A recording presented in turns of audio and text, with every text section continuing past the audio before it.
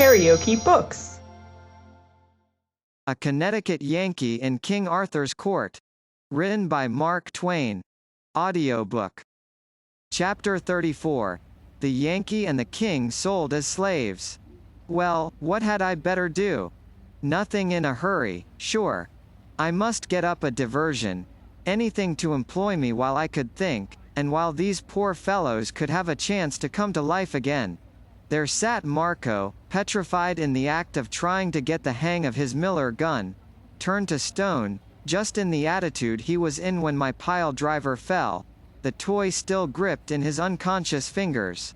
So I took it from him and proposed to explain its mystery. Mystery. A simple little thing like that, and yet it was mysterious enough, for that race and that age. I never saw such an awkward people, with machinery. You see, they were totally unused to it. The Miller gun was a little double-barreled tube of toughened glass, with a neat little trick of a spring to it, which upon pressure would let a shot escape. But the shot wouldn't hurt anybody, it would only drop into your hand.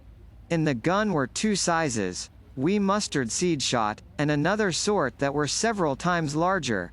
They were money. The mustard seed shot represented milrays, the larger ones mills. So the gun was a purse, and very handy too. You could pay out money in the dark with it, with accuracy, and you could carry it in your mouth, or in your vest pocket, if you had one. I made them of several sizes, one size so large that it would carry the equivalent of $1. Using shot for money was a good thing for the government. The metal cost nothing, and the money couldn't be counterfeited, for I was the only person in the kingdom who knew how to manage a shot tower. Paying the shot soon came to be a common phrase.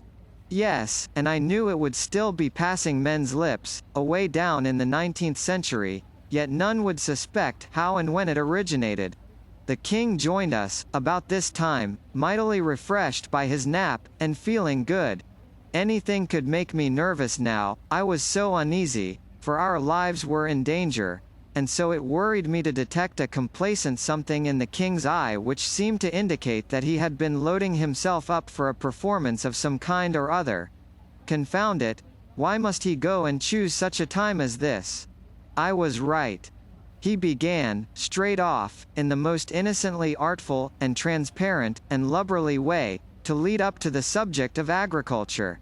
The cold sweat broke out all over me. I wanted to whisper in his ear, "Man, we are in awful danger. Every moment is worth a principality till we get back these men's confidence. Don't waste any of this golden time." But of course I couldn't do it. Whisper to him? It would look as if we were conspiring.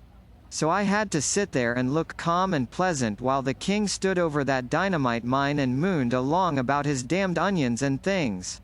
At first the tumult of my own thoughts, summoned by the danger signal and swarming to the rescue from every quarter of my skull, kept up such a hurrah and confusion and fifing and drumming that I couldn't take in a word.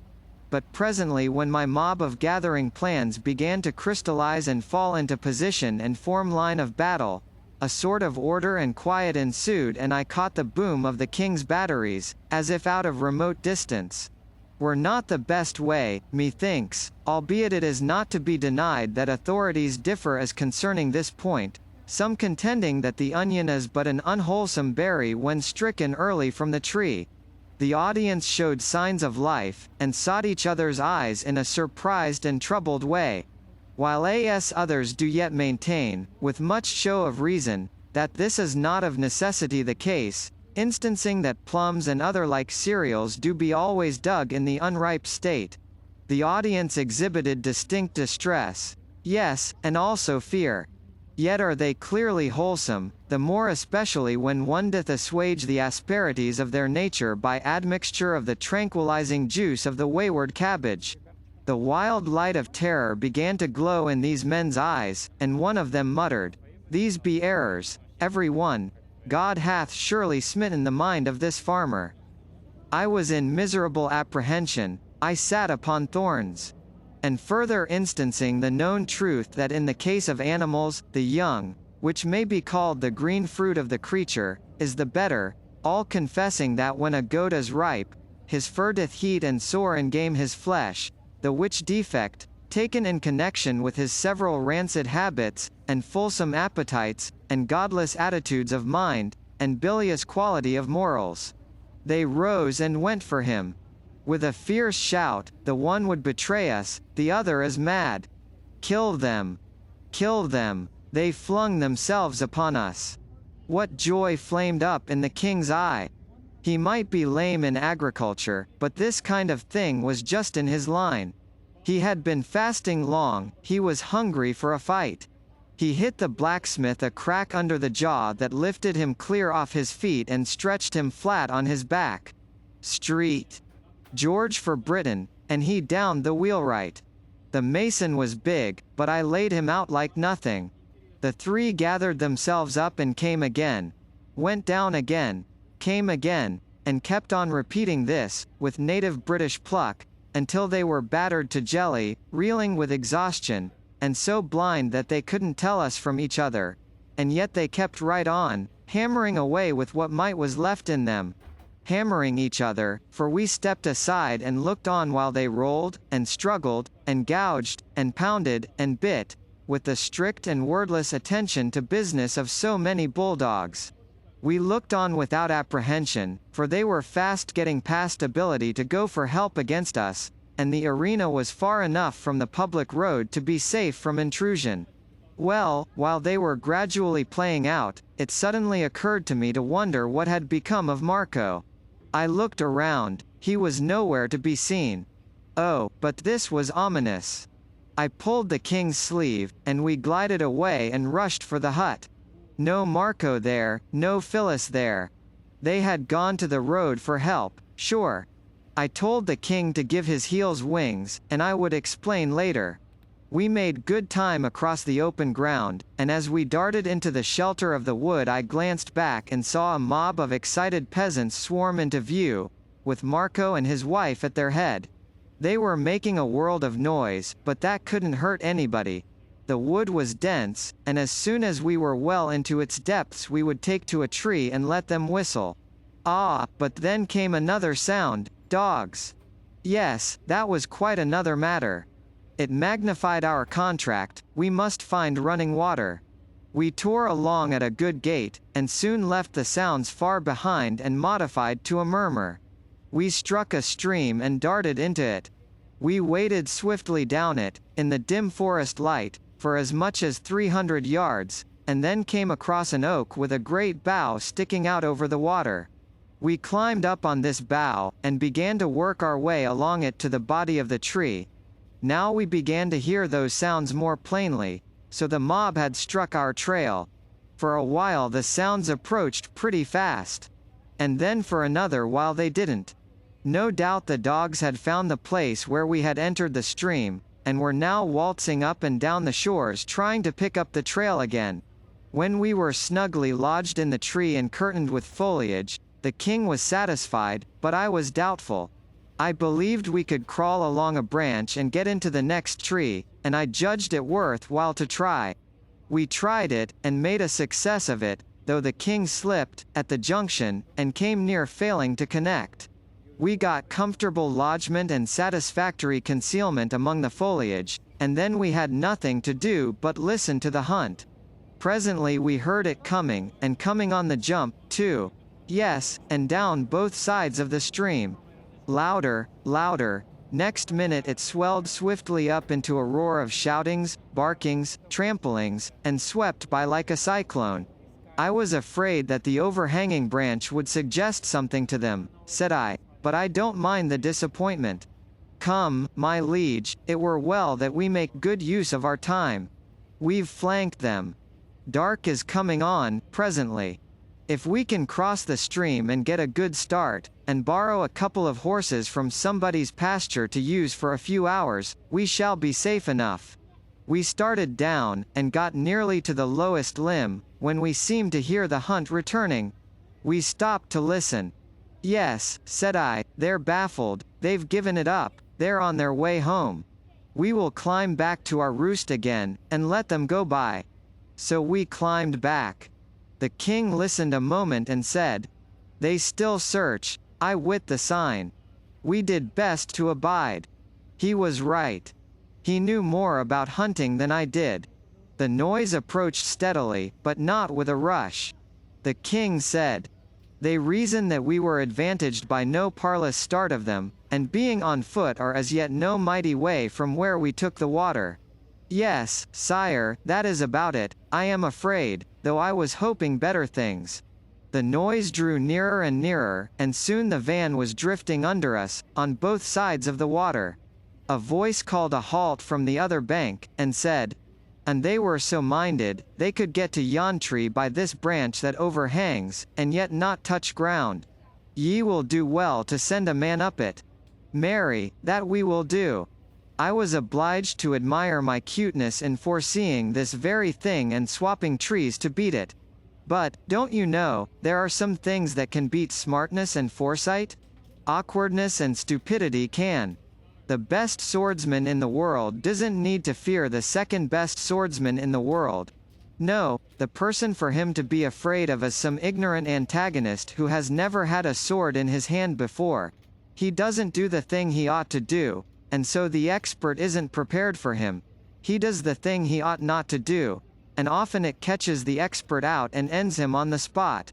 Well, how could I, with all my gifts, make any valuable preparation against a near-sighted, cross-eyed, pudding-headed clown who would aim himself at the wrong tree and hit the right one? And that is what he did. He went for the wrong tree, which was, of course, the right one by mistake, and up he started. Matters were serious now. We remained still, and awaited developments. The peasant toiled his difficult way up. The king raised himself up and stood. He made a leg ready, and when the comber's head arrived in reach of it there was a dull thud, and down went the man floundering to the ground. There was a wild outbreak of anger below, and the mob swarmed in from all around, and there we were treed, and prisoners. Another man started up. The bridging bough was detected, and a volunteer started up the tree that furnished the bridge. The king ordered me to play Horatius and keep the bridge. For a while the enemy came thick and fast, but no matter, the headman of each procession always got a buffet that dislodged him as soon as he came in reach.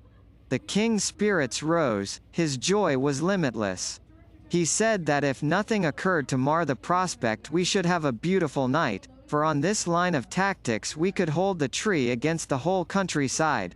However, the mob soon came to that conclusion themselves, wherefore they called off the assault and began to debate other plans. They had no weapons, but there were plenty of stones, and stones might answer. We had no objections. A stone might possibly penetrate to us once in a while, but it wasn't very likely. We were well protected by boughs and foliage, and were not visible from any good aiming point. If they would but waste half an hour in stone throwing, the dark would come to our help. We were feeling very well satisfied. We could smile, almost laugh. But we didn't, which was just as well, for we should have been interrupted. Before the stones had been raging through the leaves and bouncing from the boughs 15 minutes, we began to notice a smell. A couple of sniffs of it was enough of an explanation. It was smoke. Our game was up at last. We recognized that. When smoke invites you, you have to come. They raised their pile of dry brush and damp weeds higher and higher, and when they saw the thick cloud begin to roll up and smother the tree, they broke out in a storm of joy clamors. I got enough breath to say, "Proceed, my liege, after you as manners." The king gasped. "Follow me down, and then back thyself against one side of the trunk, and leave me the other. Then will we fight. Let each pile his dead according to his own fashion and taste." Then he descended, barking and coughing, and I followed. I struck the ground an instant after him. We sprang to our appointed places, and began to give and take with all our might. The pow-wow and racket were prodigious. It was a tempest of riot and confusion and thick falling blows. Suddenly some horsemen tore into the midst of the crowd, and a voice shouted, "Hold, or ye are dead men." How good it sounded! The owner of the voice bore all the marks of a gentleman, picturesque and costly raiment, the aspect of command, a hard countenance, with complexion and features marred by dissipation. The mob fell humbly back, like so many spaniels. The gentleman inspected us critically, then said sharply to the peasants, "What are ye doing to these people?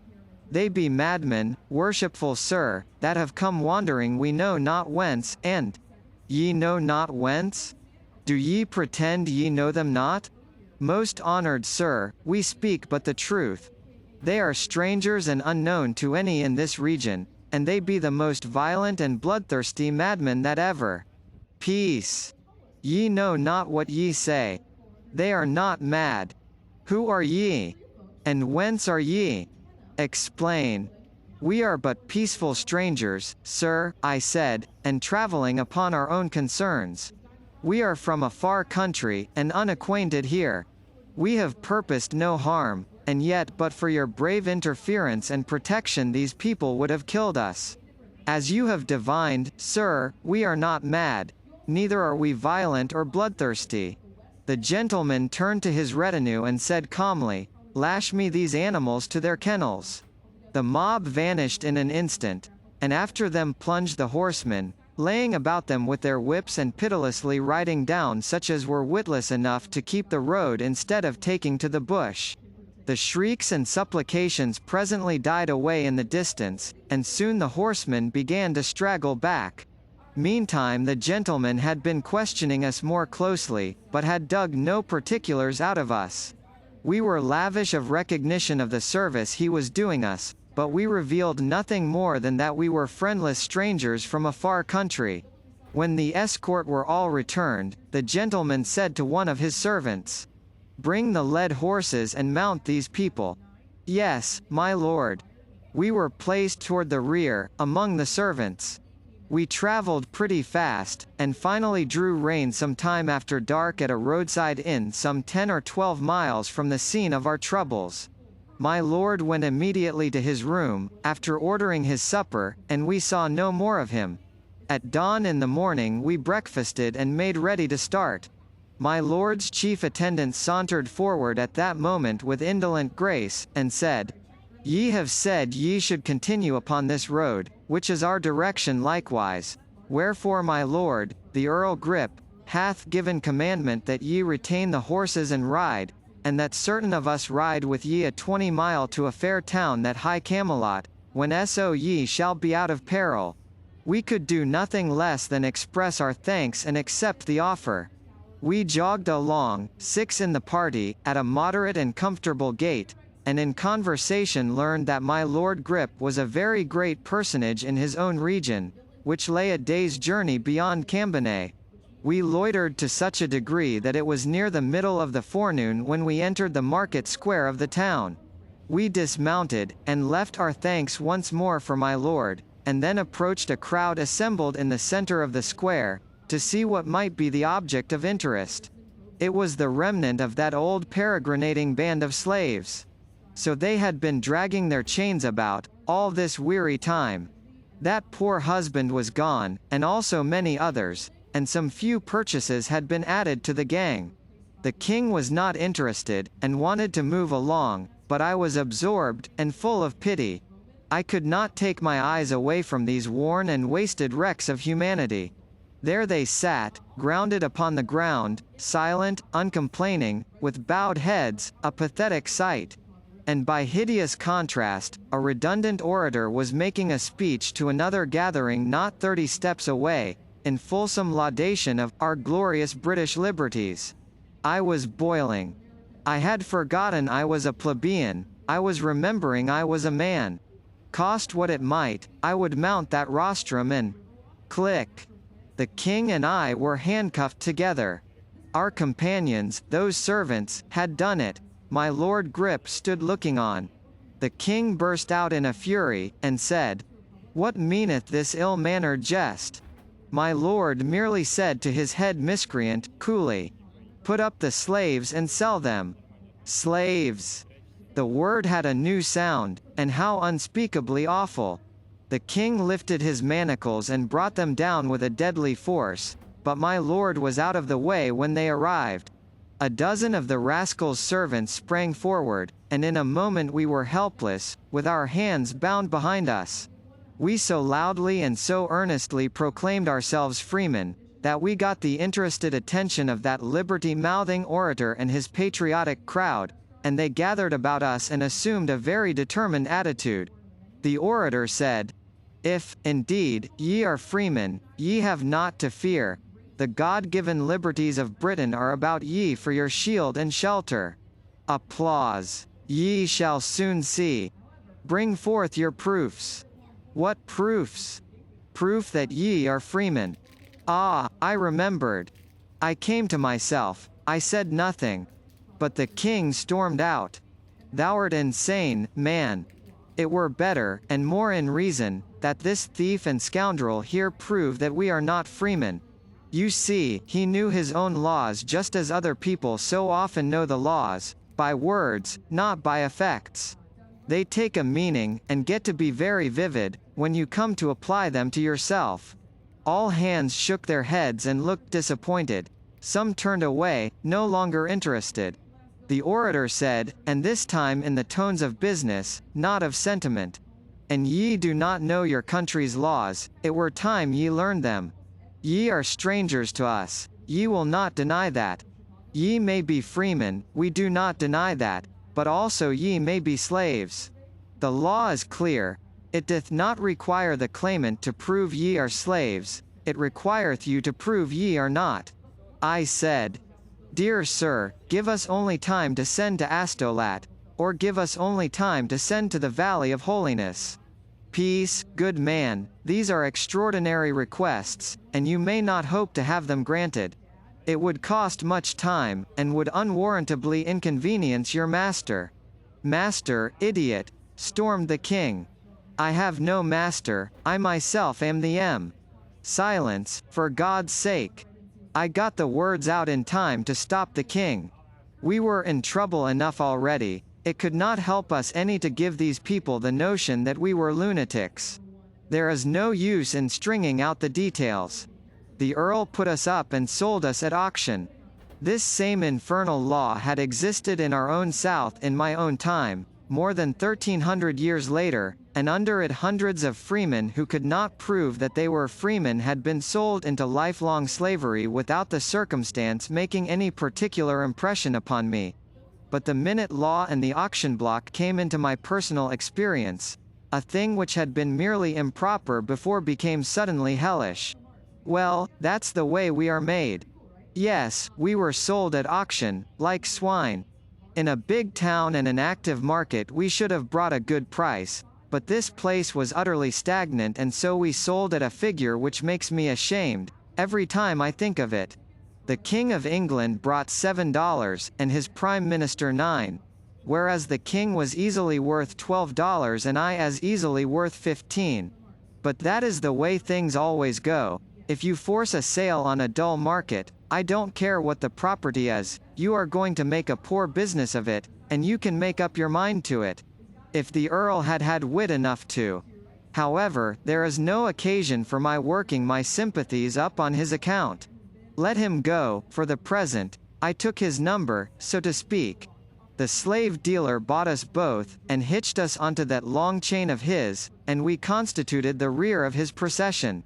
We took up our line of march and passed out of Cambonnay at noon, and it seemed to me unaccountably strange and odd that the King of England and his chief minister, marching manacled and fettered and yoked, in a slave convoy, could move by all manner of idle men and women, and under windows where sat the sweet and the lovely, and yet never attract a curious eye, never provoke a single remark. Dear, dear, it only shows that there is nothing diviner about a king than there is about a tramp, after all. He is just a cheap and hollow artificiality when you don't know he is a king. But reveal his quality, and dear me, it takes your very breath away to look at him. I reckon we are all fools. Born so, no doubt. KaraokeBooks.